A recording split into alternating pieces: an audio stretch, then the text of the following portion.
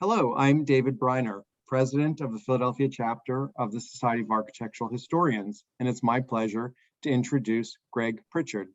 Greg is Historic Preservation Planner for Lower Merion Township. He is an architectural historian focused on the development of the Main Line, including its railroad heritage and garden suburb communities. He serves as a board member of the Radnor Historical Society and Society of Architectural Historians Philadelphia chapter, and as a member of the Williston Township Historical Commission and the steering committee of the Young Friends of the Preservation Alliance for Greater Philadelphia. Today, we are recording his talk originally given on August 5th, 2020, in order to make it available to the public, even though we can't, of course, recreate the vibrant Q&A session that followed the original presentation. Today's talk is titled Exploring Lower Merion's Architectural Archive. A century of architectural history is archived at the Township of Lower Merion, home to great mainline estates, landmarks of commercial architecture, and countless other significant historic resources. A multi-year effort to catalog the township's own archive and understand its contents has revealed new details about Lower Merion's iconic landmarks and the notable architects of the Philadelphia region who created them. This visual presentation will reveal some of these discoveries and weave them into narratives about how familiar places in Lower Merion came to be. Thanks, Greg, for taking the time to redo your presentation. No problem. Thanks so much for having me, David. So to begin, I'm very glad to be with you again today. As David said, I am the Historic Preservation Planner for Lower Merion Township.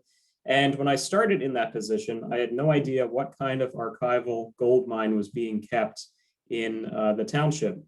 What I'm going to show you are some unique items from the archives of Lower Merion Township, most of which I had shared within the community, but I'm glad to be speaking now to a wider audience and one focused specifically on architectural history.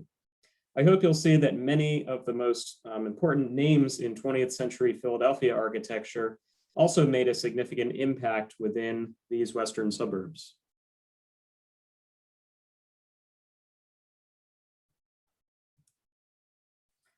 Lower Merion's exceptional record of development and building construction documents date back to the 1920s. The building plans in the archive date back to 1926 with a few earlier survivors, and the collection is about 80% intact. Not bad for 93 years worth of fragile blueprints. The township plan and permit numbering system began in 1920, though the plans between 1920 and 25 were unfortunately lost at one time. Thankfully, the permits for those earliest days still exist in the form of microfilm cards and give some details such as architect names and other documentation. Even though the late 19th and very early 20th century might be thought of as the heyday of Lower Merion and the Main Line, when Furness and Hutton were designing the great estates and the great railroad landmarks were built, the 1920s is when the largest planned neighborhoods were conceived and built, and when the commercial centers were transformed into Art Deco enclaves. I'm not aware of another suburban community that has a full century's worth of building records on file, which is the depth of Lower Merion's archives as of last year. With that scope of history in mind, I will be speaking on a few scattered subjects rather than a cohesive theme, ranging from the earliest days of the records to the beginnings of modern architecture and the eventual auto-oriented suburban landscape created by the Golden Mile of City Avenue. First, I'd like to talk about one of my favorite building typologies, gas stations. Now, I love gas stations because they are a uniquely American building type that was in its heyday right around the time the township's archive begins. These days, we think of gas stations being little utilitarian structures that are more of a nuisance to the built environment than anything else.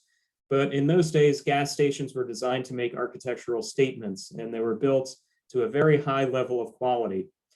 In a way, gas station architecture is a microcosm of architectural styles in general, the tenets of which were compressed into relatively tiny structures that lined America's gasoline alleys like Lancaster Avenue.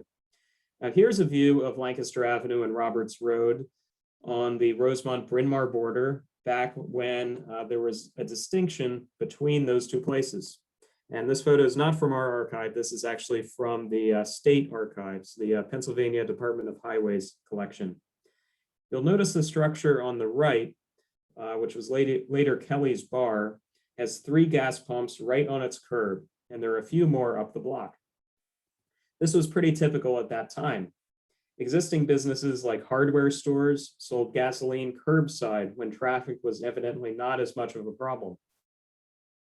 Freestanding gas stations, such as this generic one in a Lower Merion plan dated 1927, show some ornate features like a tile roof. Some of these same features were used by the big oil companies like Sun. Here is a Sunoco station that stood right in the middle of Suburban Square on Montgomery Avenue, their so-called pagoda standard station design. The plans for the Sunoco pagoda are found in the township's archives. There were several of these within the same few miles. In fact, this one on Lancaster Avenue in Ardmore was Sunoco's service station number 1, their first freestanding service station ever. It is actually still there, though it was replaced by a larger service station in the mid-20th century. Now, by far the most exuberant oil company in terms of architecture was Atlantic.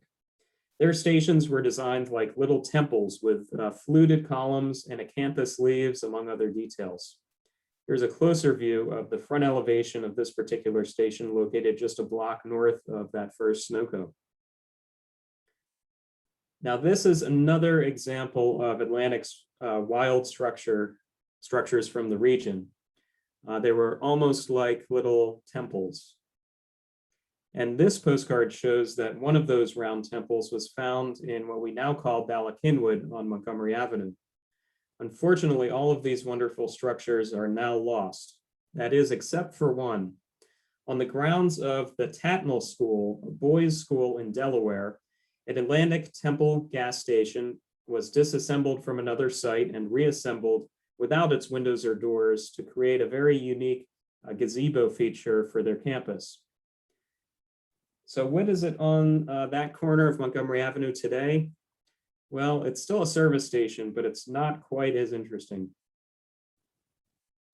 One of the other oil companies famous for its architecture in the 1920s was Pure Oil. These blueprints for a drive-through filling station were in the Lower Merion archive, but it also included a surprise. Bundled with that design were a set of plans for this cottage-style station, one of the most famous gas station designs in the country. These little cottage buildings designed to resemble kind of storybook cottages were found throughout the United States, and many still stand. Now, just here on Lancaster Avenue along the main line, besides the one in Haverford for which those plans were submitted, there was one in Wayne and one in Devon, which still stands. Moving into the 1930s, this is a station of the Vacuum Oil Company, and I believe it is the only classic gas station still standing in Lower Merion. Here it is today. The former office is Hope's Cookies, and the 3 service bays are still visible as a location of Snap Pizza. Colonial revivalism invaded service station design as it did all American architecture. Here's an example of a Saucony station, which stood for Standard Oil Company of New York from 1935, and a Gulf station with similar details from 1938. The details sheet of the Gulf plans is a work of art in itself. In fact, when I saw it, it reminded me of something else from the same era. It reminds me of these detail pages from the first generation of HABS drawings from the 1930s. HABS meaning Historic American Building Survey. Of course, gas stations became more modern over time. Here's a Sunoco from 1940. This was also a standard design, and here's an example that was built in Wayne. But my absolute favorite gas station design came a few decades later, and I'll talk more about it later. But let's move on and talk about other landmarks of Lower Merion, starting with the Suntop Homes. Now, Frank Lloyd Wright only designed one building on the main line. It wasn't a mansion, synagogue, or office building. It was actually an experiment in affordable housing in a diverse section of Ardmore. Back then, Ardmore was the main line's most working class area, thanks in large part to the auto car factory, which produced trucks for over 50 years, including heavy equipment for World War II. The Suntop Homes was a 4-unit residential structure designed in Wright's Usonian aesthetic in 1939 on the otherwise ordinary residential block of Sutton Road in Ardmore. It is a subject that should be and is the subject for an entire lecture of its own. The chair of Lower Merion's Historical Commission, Christian Bush, who lives in one of them, has given such a talk in the past, so I just want to show some unique items related to Suntop in the Lower Merion archives. For example, this blueprint. For such a complex structure, Wright was able to fit everything onto one sheet. So how did he fit everything on one sheet? Well, it helps that all 4 elevations were exactly the same. He was also able to show different levels in the 4 sections of the pinwheel plan: basement, ground floor, mezzanine, and penthouse. Just multiply each by 4 and rotate. There were originally 4 identical Suntop structures planned for a total of 16 units. It almost became a little neighborhood of its own, but instead, minimal Cape Cods and other homes were constructed around the only Suntop that was ever built. Here's the neighborhood where Suntop is found. Can you find the building that doesn't quite look like the others? Well, when you zoom in, you can see just how different it is. Here is what one of the 4 units looked like in the 1950s in a slide taken for the Lower Merion Planning Department. Yeah, not quite the typical South Ardmore tract house. The township permit microfilm cards give some incredible background information on the construction of the Suntop homes. There are 36 different cards for Suntop, the most of any one project I've seen. Most of them look like this: a combination of correspondences, inspectors' reports, and newspaper clippings about the job. Neighbors weren't so happy about it. They really didn't know what to make of the unique architecture. And in the archive is the complete transcript of a Board of Adjustment hearing where neighbors and the developer argued about whether Suntop should be considered a 4-unit apartment-like building or 4 separate dwellings, something more like a twin residence only with 4 units. This mattered because the township code required front and rear yards for homes, not an easy problem for a home with a pinwheel-shaped plan. The township building inspectors likewise were confounded by the unusual construction method specified. The permit records reveal an interesting back and forth between the developer, Otto Mallory, and longtime building inspector of Lower Merion Township, C.E. Ron. Here is an example of a courteous letter from Mallory in which he writes, quote, "I suppose it is only once or twice in a lifetime that as an original, a piece of thinking comes before you. Everybody says that Mr. Wright's plans are extremely difficult to understand, and I don't wonder at all at the question you have raised. The real question is, does this building transcend the code? Does it attempt to do what the code aims at in a different and equally good way? As there are very few architects as original and with as wide a reputation as Wright, it should be easier to give his new solutions a trial. Particularly is this so when he states that there is no engineering feature in this house that he has not successfully tried out elsewhere. What is new about it is a combination of these engineering features with a novel design." Within these records is but one 3-page letter from Wright himself in which he attempts to explain some of the construction details to Ron. When reading his words, one gets the impression that he had to do this kind of explaining in almost every community where his buildings were built. Now here is the last page signed by Wright at his Taliesin West home in Arizona. In case you are wondering, presumably all of these original materials, including Wright's letter, were discarded when the files were transferred to microfilm. Now here is one final letter from Otto Mallory to the township building inspector. It reads in part, quote, "I want to thank you for your helpfulness in bringing the Suntop Homes project to a successful conclusion. We are now considering the construction of additional units. When Mr. Frank Lloyd Wright was in Philadelphia, I had hoped there would be an opportunity for you and him to meet, but it was such a terribly hot day that he did not have the energy to do anything more than the bare necessities of the occasion," end quote. In the end, the township's fears were assuaged and the Suntop Homes were built. Mallory's plan to build 3 more identical structures, however, was not to be. The 1 4-unit building that was built is now a Class 1 historic resource in Lower Merion Township, which essentially protects it from demolition or uncharacteristic changes. Next, I want to move deeper into the 20th century and talk about urban renewal. Yes, urban renewal as a concept was considered in communities like Ardmore. During that time, the great Victorian era buildings and downtowns that today we protect with historic district designations were at their lowest point in terms of condition and appearance. The auto car factory that brought jobs and prosperity to downtown Ardmore closed and burned to the ground in 1956. With its loss, the downtown suffered in ways beyond the losses in similar communities, and the town fathers were desperate for ways to improve the commercial corridor. One of the successful chain businesses in downtown Ardmore was Woolworth's. It had operated in this former arcade building since the 1930s, and in 1960 was looking to expand. This unexecuted plan found in the archives for a new Woolworth's on Lancaster Avenue was a surprise to me. Looking at the addresses referenced, this is the group of stores that would have been replaced with this facade. It makes me wonder what the area might look like today, long after the demise of Woolworth's had this huge part of Ardmore's downtown been transformed.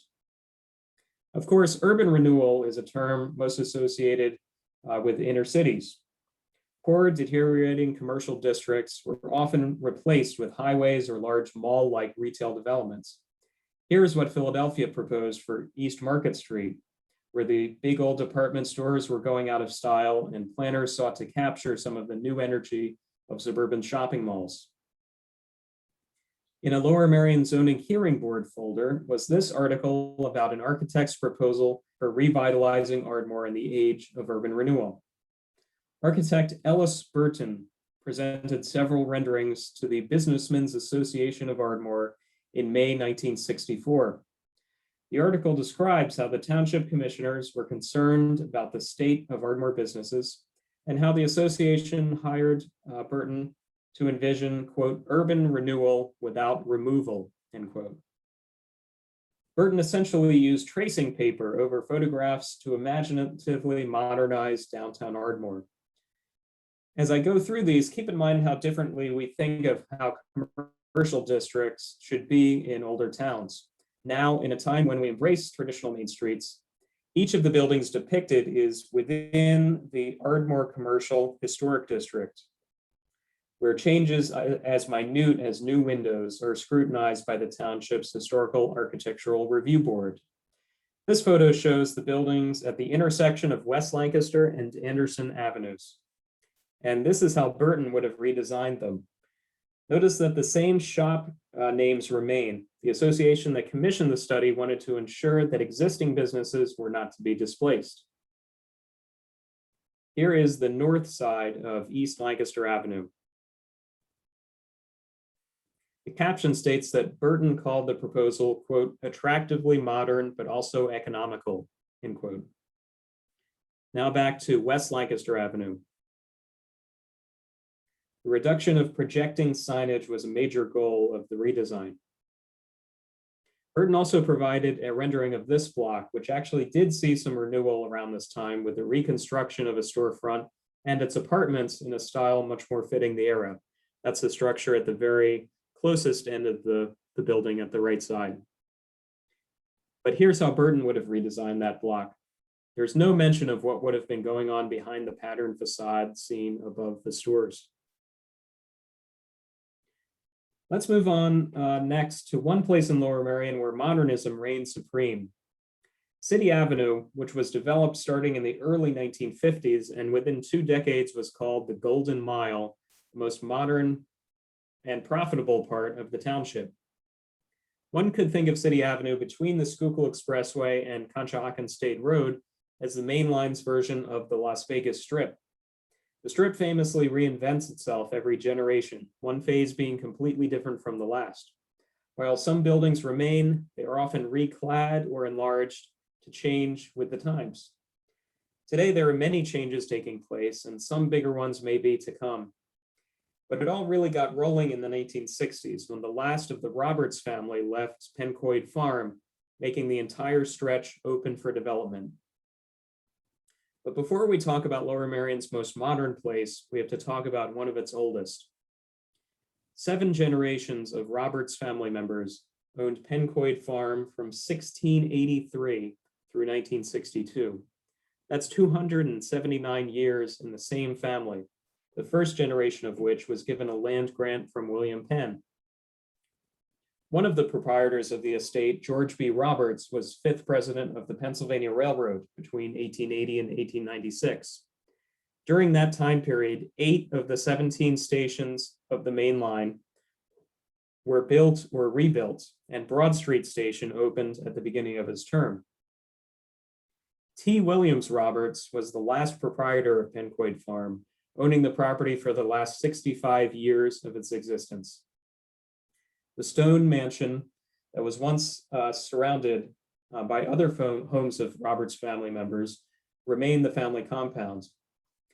Though part of it dated to the late 17th century, it was enlarged multiple times over the years. For instance, you can see the signature details of Frank Furnace on the right in this picture, including the hipped roof dormer and brick chimney.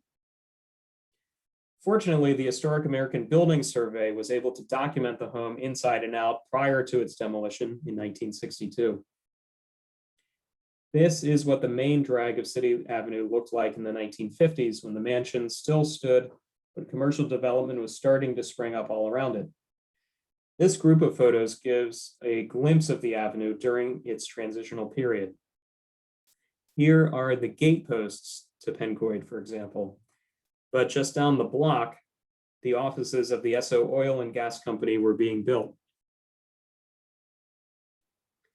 At the corner of Monument Avenue, the first truly modern building of the Golden Mile was completed in 1952. The WCAU studio building is and was a modern landmark. Built by the Austin Company, the consulting architects were George Howe and Robert Montgomery Brown. Howe, of course, had become famous for designing the PSFS building with George Lescaz in the 1930s. But he had gained skill designing large homes on the main line and elsewhere in traditional, if exuberant styles as part of Meller, Meggs, and Howe. PSFS is, of course, famous in part because of its integration of signage with its architecture. WCAU also depended greatly on its signage to elevate its style.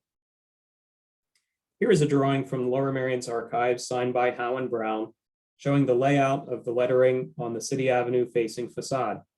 They even provided a gridded diagram showing how the WCAU letters should be produced. Now here's a photograph of the original lettering on the building facing City Avenue. As you can see, the letters are individually mounted to the facade, spaced widely apart, and are in a thin sans serif style. This is consistent with Howe's work from 20 years before along the base of the PSFS building, and even over the main entrance to that building. When the WCAU building was built, it was affiliated, the studio rather, was affiliated with the Evening Bulletin newspaper, which retained Howe as its architect for many years. Here is another example of modern lettering on a bulletin building downtown. And looking at another Howe project of the early 50s, the bulletin building across from 30th Street Station, we see the same graphic treatment. Another notable feature of the WCAU building was its projecting blade sign with 4 neon letters. Does that remind you of anything else that Howe did? Since WCAU was one of Howe's last works, I've started to think of it as kind of a bookend to his career in modern architecture. In a way, it's like PSFS on its side, kind of a suburban sprawl version of his iconic skyscraper. Channel 10 moved to the new Comcast tower a few years ago, and today WCAU is abandoned, its future very uncertain. So if you're ever in the area, stop by and take a look at a piece of broadcasting history and one of the last works of one of Philadelphia's great architects. As you may know, two of our local TV stations were built right across from each other. On the Philadelphia side, opposite WCAU, was the WFIL studio, later WPVI Channel 6. This aerial photo taken for our department is a great way to see both the extreme rectangularity of WCAU across from the round WFIL building. And here's a view of them back on the ground. WFIL was designed by Vincent Kling in 1963.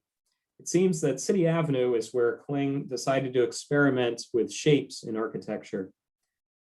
Now, do you remember this from a few slides back? This is Kling's pyramid-shaped gas station on City Avenue, and it may just be my favorite lost building of Lower Merion. In general, I may not be a huge fan of Vincent Kling personally, but I can't deny the fact that I was born in one of his buildings. One of his earliest large commissions was Lankenau Hospital, built in the early 1950s on the site of a golf club very close to the city line. Here's an interesting view from the township files of the hospital being built. And this is the cover of his proposal for the hospital plan, featuring a photograph of a scale model. Among other things, nurses' residents were a big part of the complex. Today, Kling's original Lankenau buildings have been swallowed up by the behemoth that keeps growing. But the original buildings are still evident, at least looked at from the air. But I digress because I really want to talk about that pyramid gas station. This is a photograph of the original gas station on the northwest corner of City Avenue and Conshohocken State Road as seen in the 1950s. Bob DeCurtis, the son of the station's operator at the time, shared this photo with me. It was such a successful station that Atlantic, who, as you remember, was not shy about creating wild architecture 40 years earlier with their grand temples, wanted to create a prototype for a new, distinctively designed station and chose this corner for their experiment. Kling came up with the design as shown in a presentation model, as well as this rendering by Earl Oakes. The township has a full set of the original plans on file, which include this elevation and this section. Photographer Lawrence S. Williams was hired to photograph the impressive new structure from above as well. Believe it or not, a preservation battle brewed over this building in the early 1990s when Sunoco, which had taken over from Atlantic, grew tired of dealing with a triangular-shaped building that was difficult to use. As you can tell by this 1988 photo from Lower Merion's Historic Resource Survey, the building had lost some of its character when the glass ground floor was covered over. The signs don't quite fit either. It was rather amazing for a building not quite 30 years old to be advocated for in a preservation sense, but unfortunately, nothing could be done. And here is the same corner today. Strangely, the current mini-mart actually resembles the original rectangular Atlantic building that predated the pyramid. The pyramid actually tells a much bigger story, and I had so much fun researching it that I wrote an article for Hidden City, Philadelphia, all about it. If you're interested, check it out at hiddencity.org.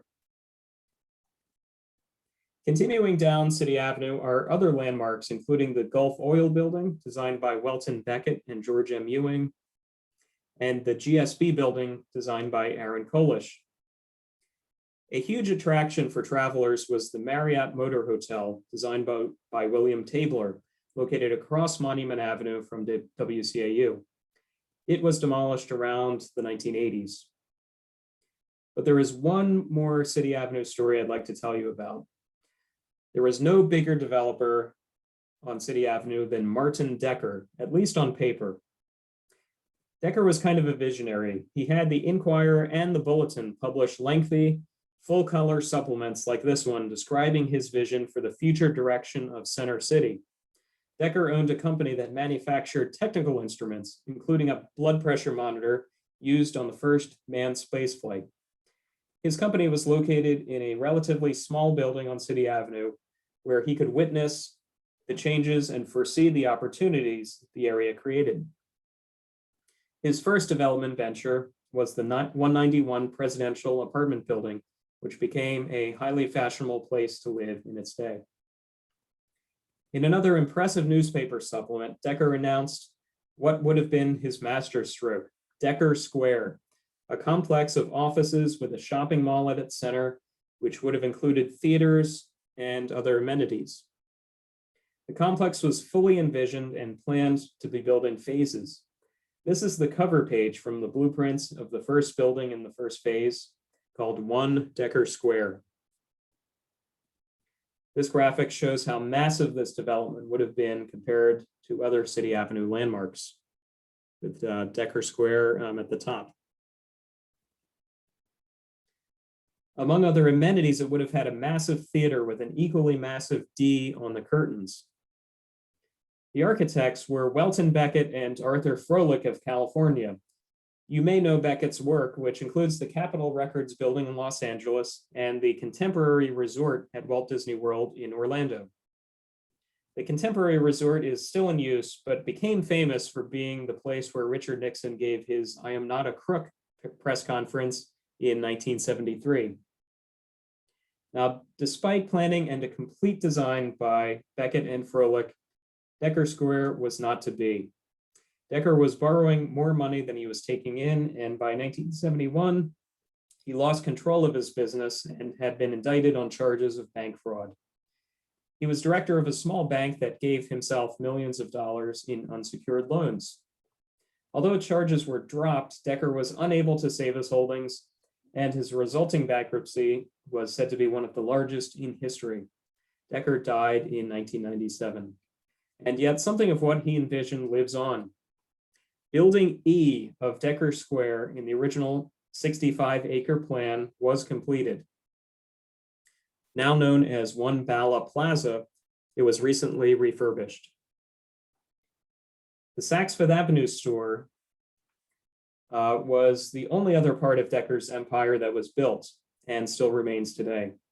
In fact, it now stands on the exact site of the 1600s era Pencoed Mansion. So with that, I think we have come full circle. So thank you very much for joining me this evening, and I hope you enjoyed learning a little bit about Lower Merion architecture. Greg, thank you so much. It was even better the second time around. And I hope that if people have questions, you would allow them to contact you via email, I guess. Anyone who's watching this recording, please consider doing that and come visit Lower Merion and see whatever's left of these buildings yourself. Thanks so much. Great. Thank you again.